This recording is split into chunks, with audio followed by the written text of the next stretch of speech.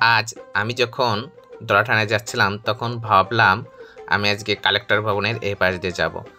যাওয়ার সময় আমি কিছুটা ভিডিও করছিলাম। প্রথমে যশোর জিরো পয়েন্টের পাশ দিয়ে এসে কালেক্টর ভবনের সামনে যে পুকুরটি আছে এই পুকুরের পাশ দিয়ে যেতে শুরু করি। তারপরে এখান থেকে একটুখানি দাঁড়িয়ে সুন্দর করে ভিডিও করলাম।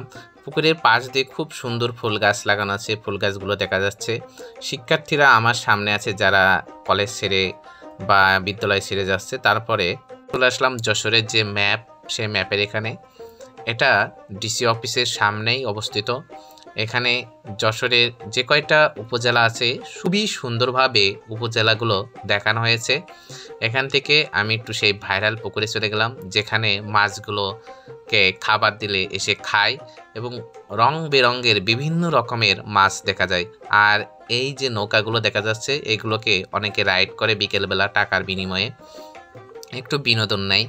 এই যে মাছগুলো দেখা যাচ্ছে বিভিন্ন রঙের মাছ, একটা ছোট শিশু মাছগুলোকে খাবার দিছিল, আমি সেই সময়টা ভিডিও করছিলাম।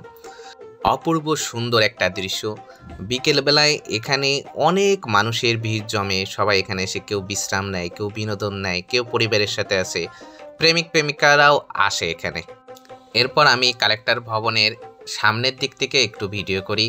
আর এই কালেক্টর ভবনটা অনেক পুরাতন, এটা ইংরেজ আমলে তৈরি করা হয়েছিল।